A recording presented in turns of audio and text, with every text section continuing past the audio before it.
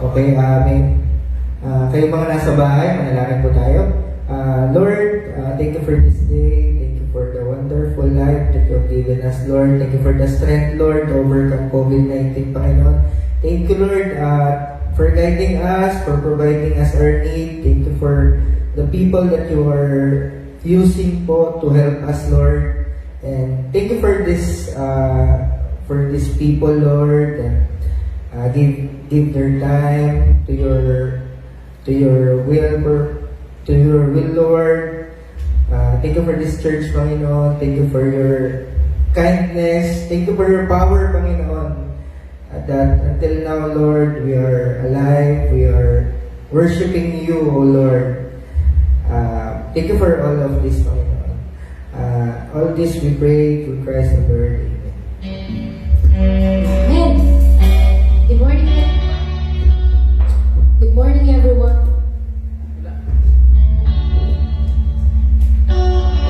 Good morning, each and everyone who are watching online in their house.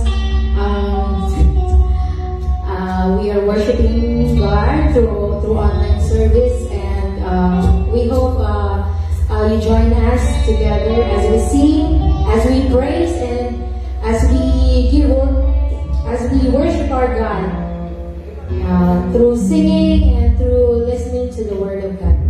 Amen.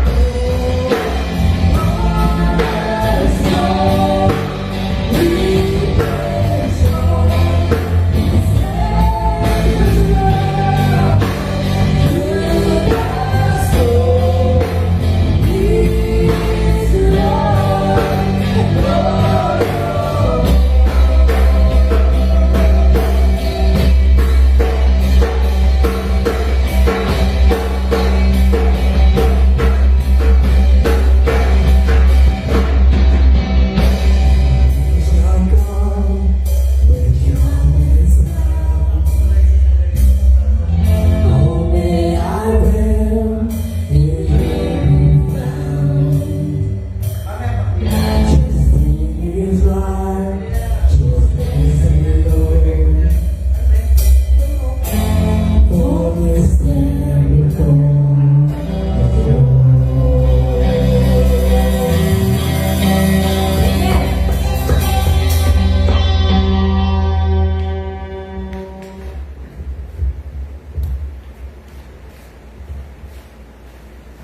Please open your Bible to Philippians 4, 6 to 7. Sabay-sabay po natin basahin. Don't worry about anything but in everything, through prayer and petition with thanksgiving. Let your requests be made known to God. And the peace of God, which surpasses every thought, will guard your hearts and minds in Christ Jesus. Amen.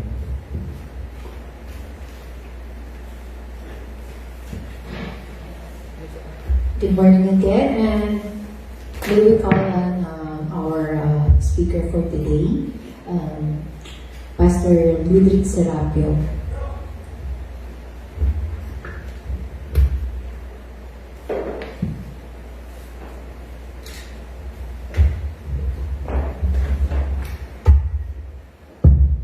Ano ba yan? Nakakapanibago? Nakapanibago, walang tao. Tapos, may camera sa harapan nyo. And, tingko din naman, halos lahat sa atin, even sa bahay, naninibago din, nanonood na lang para tayong biglang mega church na may online streaming o naka-online na lang. Naka-video. Iilan lang kami dito sa chapel. And masaya na malungkot dahil hindi namin kayo kasama pag nag-worship. Person service, kana. And meron tayong tinatawag na tech assist. Nga, yung online service. Tapos, dito pa si Papang kanina. Tinanong ako, sabi niya, ikaw ba yung nagpatigil nung sa kamay? Yung pag-handshake daw. Tapos sabi ko, oo bang. Tapos ginawa niya yung signature move niya na aamba para sa mga kingsmen. Nakakamiss lang po sa mga magkakapatid, sa mga kapatiran natin. Ito nga, sabi nga ni Pastor Fred, this is the first time na gagawin to ng FCC, online service. And next din namin, would like to give a blessing message as well to Pastor Tom Lees, who is a close friend of Pastor Fred, a very generous pastor of FCC, one of the compassionate donor or sponsor of FCC. And also to Pastor Ed Sturno and family. Ayan. And to the family of Jerome Asumen and Sister Donna Aguito, Albornoz Aguito, is a frontliner sa crisis na ito. So, we're praying for your safety and health. So, it's a COVID-19 pandemic effect. Sa Pilipinas, ilang araw pa lang, o magdadalawang linggo pa lang, yung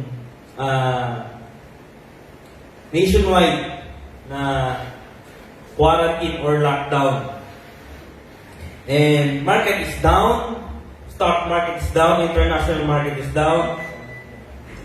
Sabi nga ng isang expert sa international market, nagsimula na ang recession.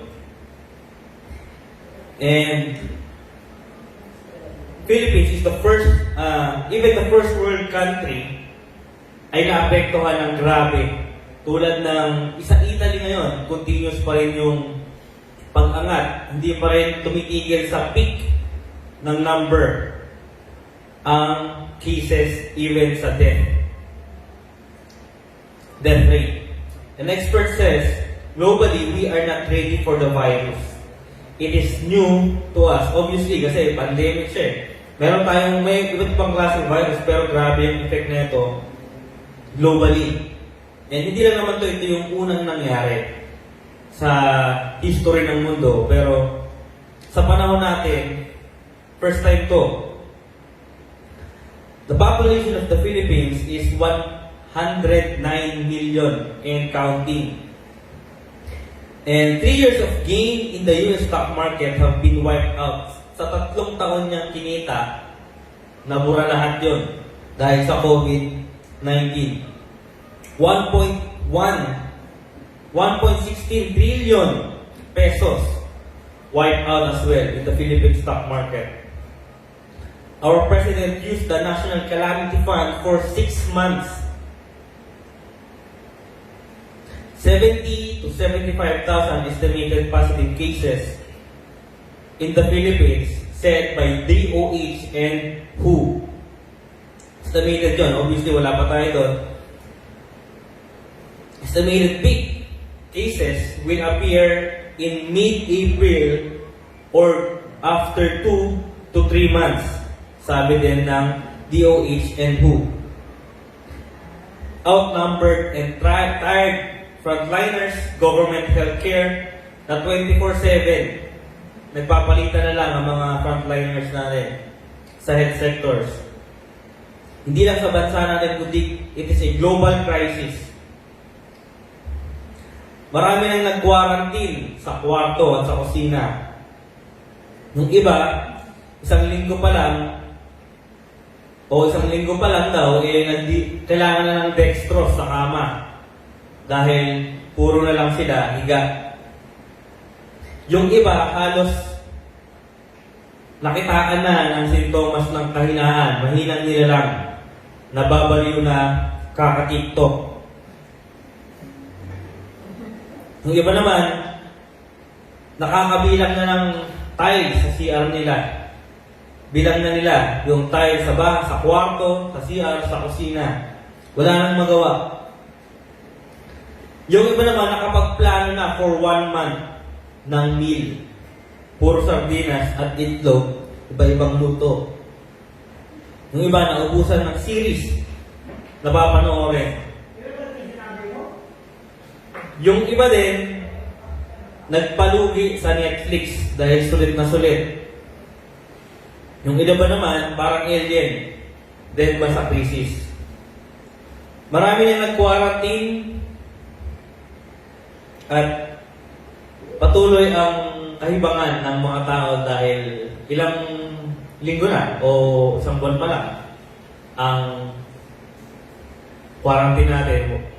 Naubos na yung mga gagawin o yung paikot-ikot sa bahay. So,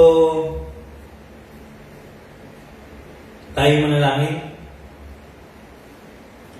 Panginoon, maraming pong salamat sa grasya at biyaya, Panginoon, ng bawat membro, Lord, na binibigay. At pinoprovide mo sa bawat isa, Lord God,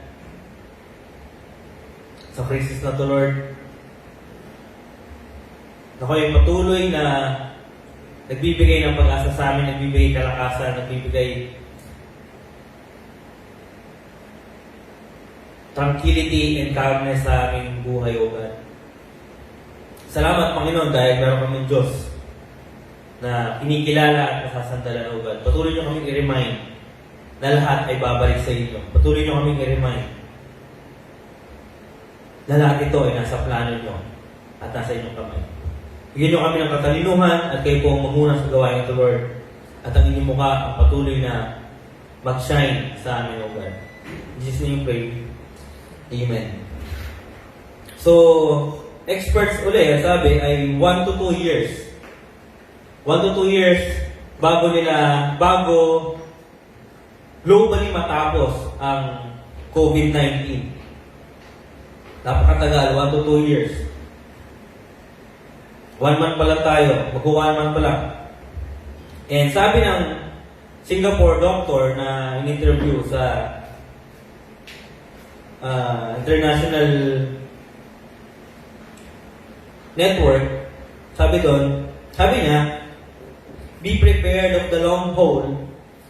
In fact, this is the acid test of every single country's quality of healthcare, standard governance, and social capital.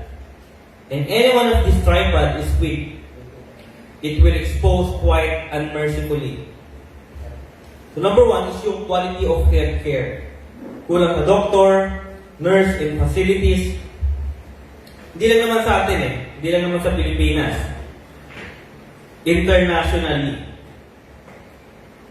Globally affected. Tingnan mo yung first world country like US, Canada, Italy, and UK, Germany.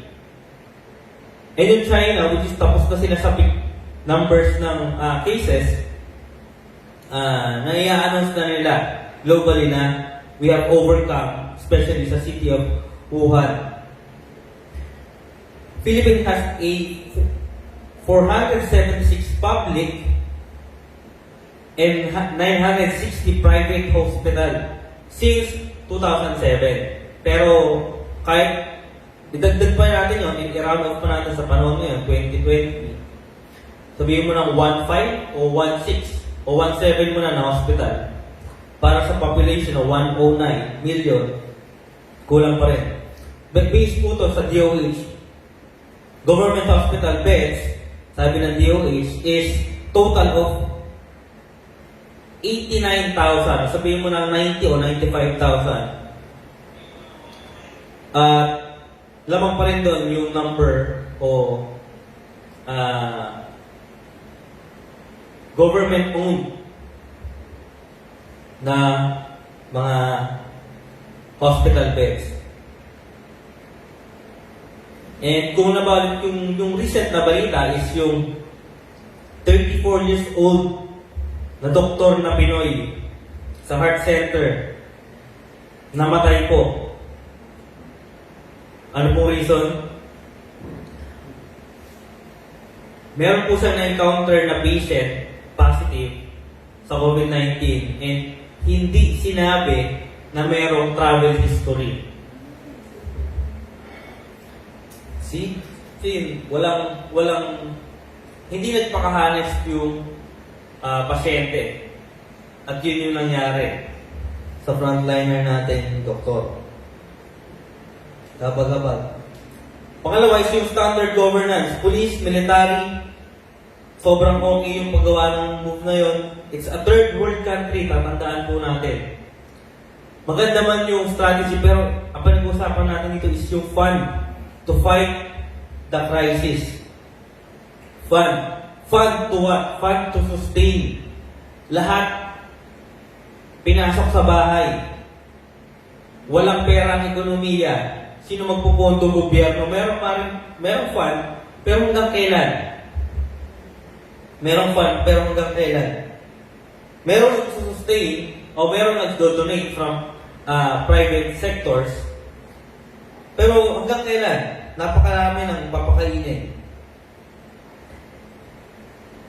And yung healthcare support ng government para sa frontliners natin, makikita natin na medyo may pagkukulang dahil kulang din sa resources or kung hindi man sa resources, sa pagkukuhanan, the supply itself.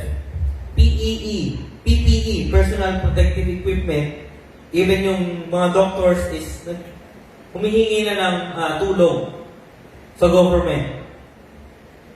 Ginagawa ng government ang best nila, pero kita, hindi lang naman din sa Pilipinas. Even sa first world country. Pangatlo is yung testing kit. Ilang beses na yung unit ng WHO na kailangan para labanan ang crisis para sa COVID-19 is to test everyone, mass testing. Para ma-isolate kagad yung malalaman o yung ma-check na under monitoring na patient.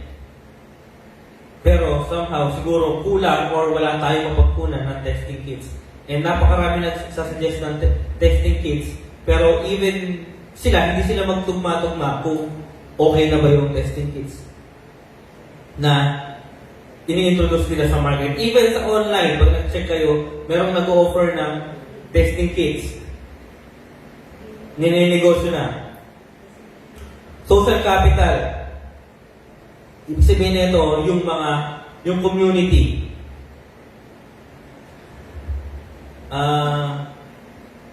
Merong mga sumusunod, merong hindi. Pero kung isipin natin yung demographics ng Philippines is hindi naman talaga pare-parehas ng social level yun eh. So, lalo na yung mahihirap na isang kahit, isang tukha, hindi mo sila masisisi. Try natin ilagay yung sarili natin sa lugar nila. Hindi natin sila masisisi na hindi sila lalabas. Kasi kailangan nilang maghanap ng makakain. Walang pagkain sa bahay. Paano kung hindi naaabot na ng pagkain yun ng government? So, maraming kakulangan. And may mga solusyon, pero hindi pa rin napoprovide. Kung ma-provide man, ang tanong is yung pagsusustain. Sabi nga is, kung hindi man sa virus mamatay, sa gutom, hindi ka mamatay. Kaya yung social distancing, lalo na sa mahihirap, lalo sa depressed area, mahirap i-implement, even kung merong enforcer. Napakahirap. Dahil hindi mo sila masisi. Doon pa lang, sa shelter itself, saan sila tutuloy? Social distancing is never known by the poorest of the poor, especially when they are in need of food. Pangalawa is yung knowledge. Wala naman silang ganung pakialam dahil malakas pa sila eh.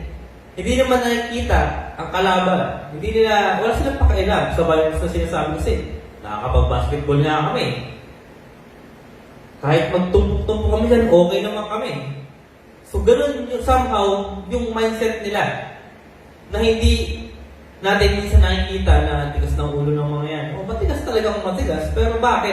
Kailangan natin intindihin kasi somehow, baka ganun yung understanding nila. And, mamamatay kung mamamatay.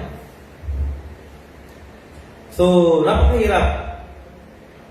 Kung doon pa lang sa tatlo na yon, isa doon, wala na.